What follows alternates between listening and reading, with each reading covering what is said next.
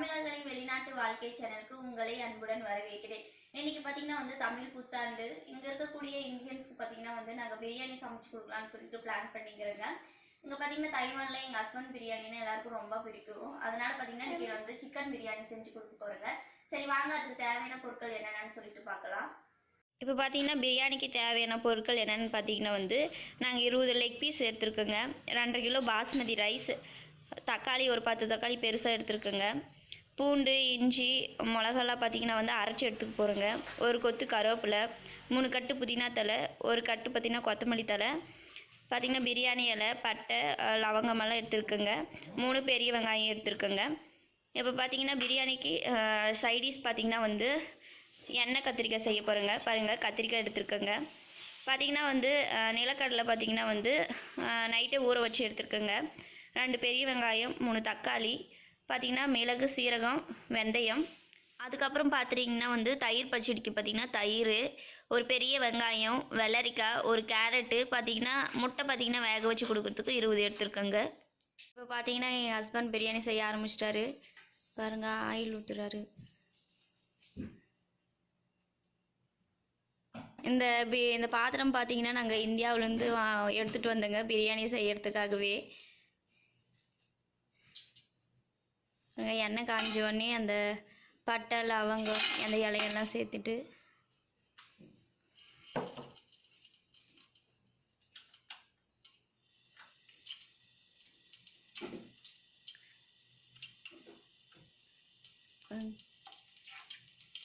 கருவேப்பிலை சேர்த்திட்டாரு,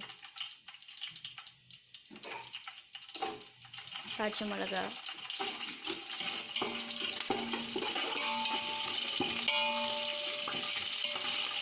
நல்லா வதக்கி விட்டுங்க.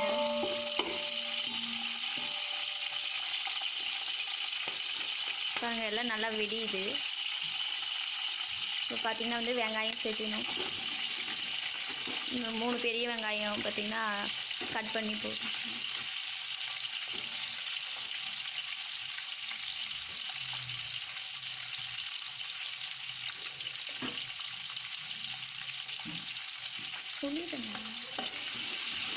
இது பார்த்தீங்கன்னா நல்லா வதக்கி விட்டுருங்க.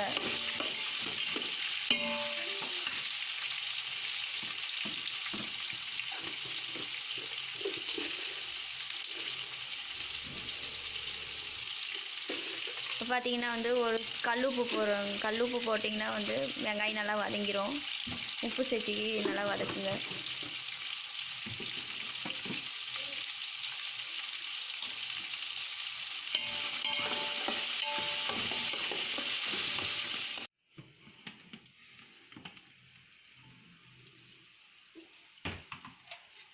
இப்போ பாருங்கள், வெங்காயம் தான் நல்லா பொன்னிறமாக ஆயிடுச்சு.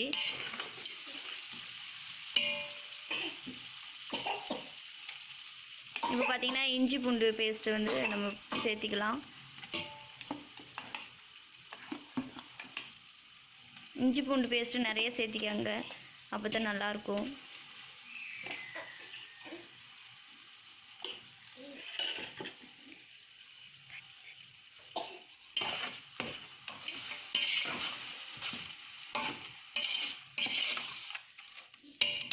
நல்லா கலந்து விட்டு அந்த இஞ்சி பூண்டு பேஸ்ட்டு நல்லா பச்சை வாசனை போகிற வரைக்கும் நல்லா வதக்கணும்.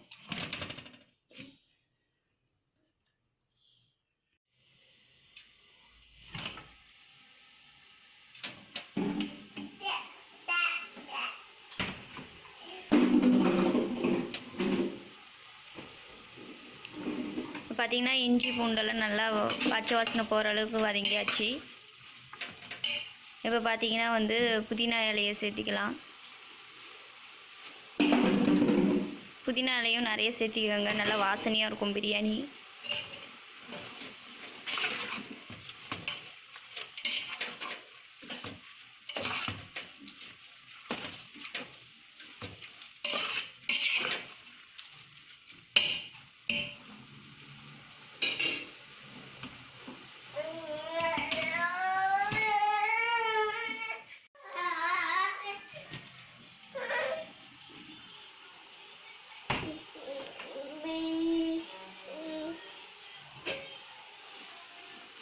பாருங்கள், புதினா இலையெல்லாம் நல்லா வதங்கிட்டதுக்கப்புறம் நம்ம பார்த்து தக்காளியை பார்த்திங்கன்னா கட் பண்ணி போட்டுக்கலாம்.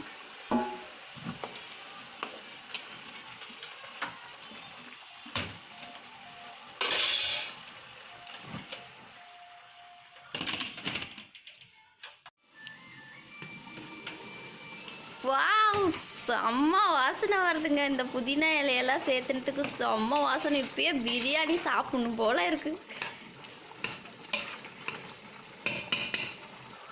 பாருங்க, இப்போ தக்காளி எல்லாம் நல்லா வதங்கிருச்சு. இப்போ நம்ம லெக் பீஸ் போட்டுக்கலாம். பாருங்க, 20 லெக் பீஸ்.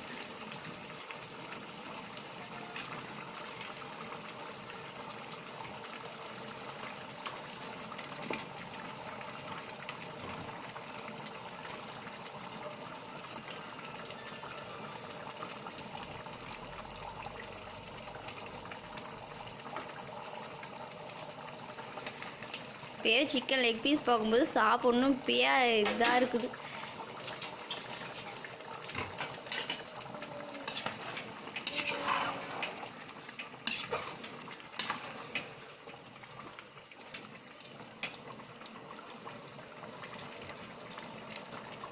இப்போ பாருங்கள், ஒரு சைடு வந்து சிக்கன் பிரியாணி வந்து ரெடி ஆகுது. இன்னொரு சைடு பார்த்தீங்கன்னா வந்து முட்டை வேக வைக்கிறேங்க.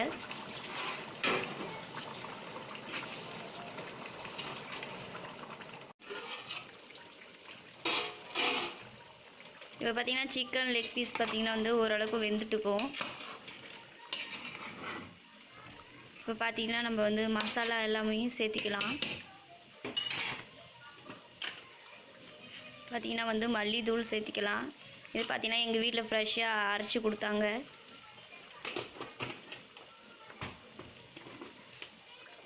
மிளகாத்தூள் தான் வீட்டில் ஃப்ரெஷ்ஷாக அரைச்சி கொடுத்தாங்க எங்களுக்கு.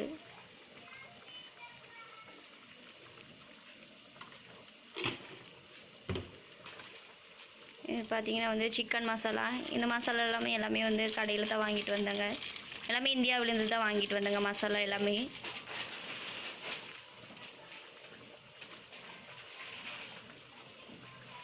பிரியாணி மசாலா.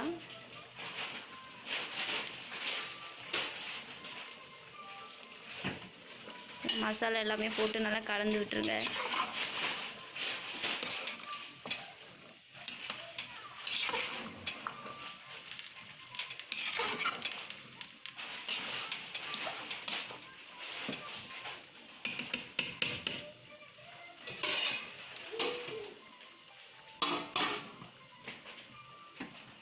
பார்த்தீங்கன்னா வந்து தக்காளியிலே ஏற்கனவே பார்த்தீங்கன்னா வந்து போட்டதுனால நிறைய தண்ணி இருக்குது. இப்போ பார்த்தீங்கன்னா வந்து ஒரு கப் ரைஸ்க்கு பார்த்தீங்கன்னா ஒரு கப் தண்ணின்ற அளவில் நாங்கள் வந்து தண்ணி சேர்த்திக்கிறோங்க.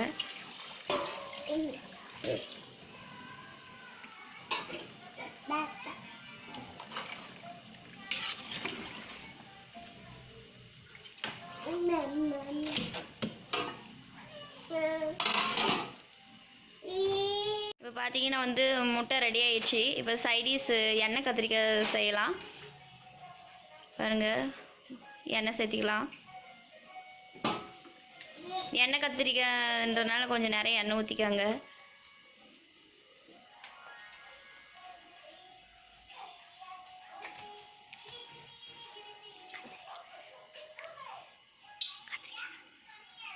இது மாதிரி பார்த்தீங்கன்னா வந்து கத்திரிக்காயை நல்லா நாளாக அறுத்துக்காங்க. அப்போ தான் உள்ள மசாலாலாம் நல்லா இறங்கும். இதை பார்த்தீங்கன்னா வந்து நல்லா வதக்கிக்கலாம்.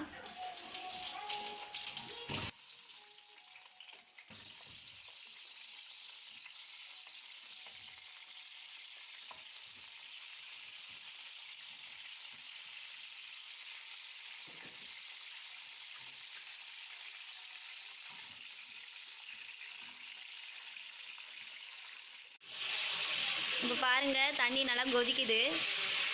இப்போ வந்து நம்ம அரிசியை சேர்த்திக்கலாம்.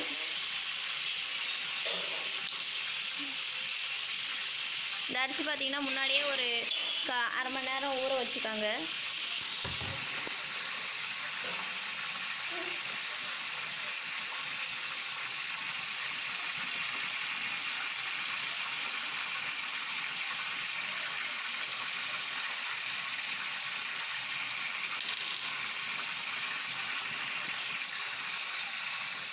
இப்போ பாருங்கள், கத்திரிக்காய் நல்லா வதங்கிருச்சு. இது வேற ஒரு பாத்திரத்தில் மாற்றிட்டு இதே பாத்திரத்தில் பார்த்தீங்கன்னா இப்போ கத்திரிக்காய்க்கு மசாலா ரெடி பண்ணிடலாம்.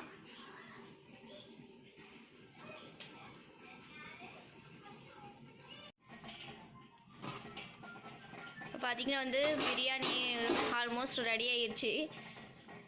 தீ பார்த்தீங்கன்னா வந்து கம்மியாக வச்சுக்காங்க, ஏன்னா தண்ணி இல்லாதனால வந்து அடியில் அடி பிடிச்சிரும். பார்த்தீங்கன்னா வந்து மல்லி இலை சேர்த்திக்கலாம், நல்லா வாசனையாக இருக்குது இப்பயே.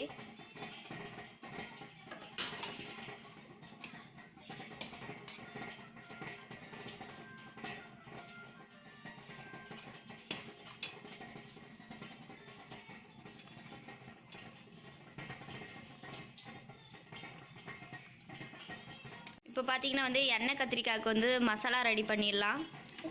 எண்ணெய் ஃபஸ்ட்டு சேர்த்திக்கலாம்.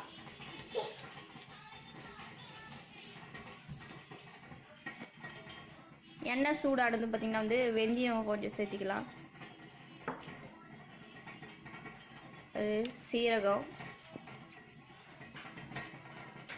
மிளகு,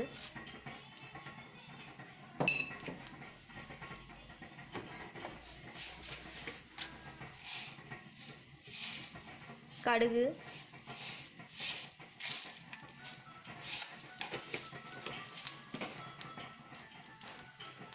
பார்த்திங்கன்னா கடுகெல்லாம் நல்லா வெடிச்சதும் பச்சை மிளகா சேர்த்திக்கலாம், கருவேப்பிலை,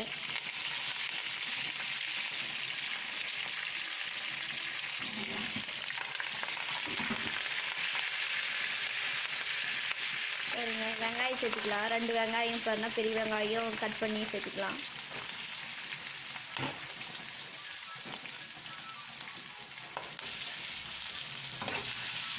நல்லா வதக்கி விடுங்க.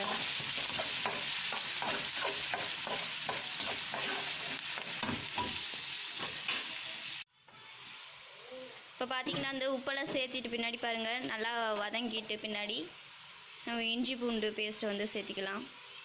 நிறையா சேர்த்திக்காங்க, நல்லா வாசனையாக இருக்கும்.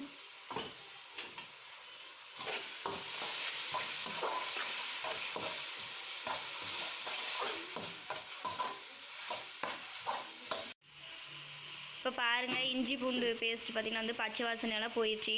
வெங்காயமெல்லாம் நல்லா வதங்கியதுக்கப்புறம் வந்து ஒரு 3 பெரிய தக்காளி பார்த்திங்கன்னா வந்து கட் பண்ணி போட்டுக்கலாம்.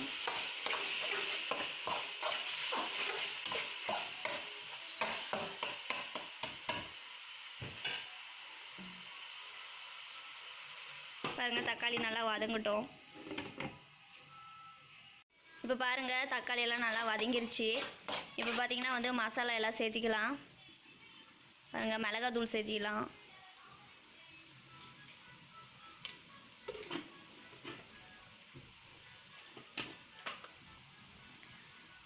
மல்லித்தூள்,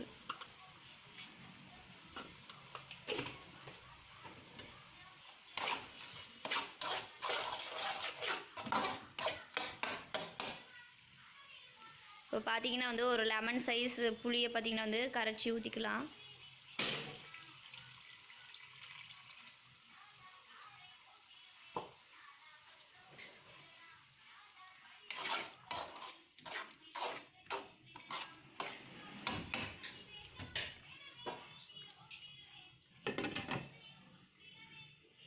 இப்போ பாருங்கள் புளி தண்ணியெல்லாம் வந்து நல்லா கொதிக்குது. இந்த டைமில் பார்த்திங்கன்னா வந்து நம்ம கத்திரிக்காய் சேர்த்திக்கலாம்.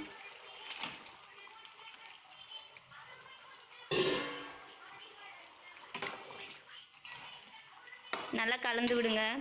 ஏற்கனவே நம்ம பார்த்திங்கன்னா நல்லா கட் பண்ணிக்கிறதுனால மசாலாலாம் பார்த்திங்கன்னா கத்திரிக்காய் உள்ளே போகும். இப்போ பார்த்திங்கன்னா நம்ம நைட்டு ஊற வச்ச நிலக்கடலையை பார்த்திங்கன்னா அரைச்சி கத்திரிக்காயில் சேர்த்திக்கணுங்க. இது வந்து நல்லா கொதிக்கணும், எண்ணெய் நல்லா பிரிஞ்சு வர அளவுக்கு வந்து இது கொதிக்கணும்.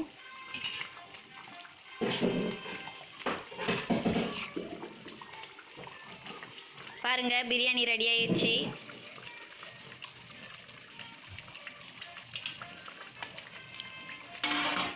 பாருங்க சூப்பராக இருக்கு பிரியாணி.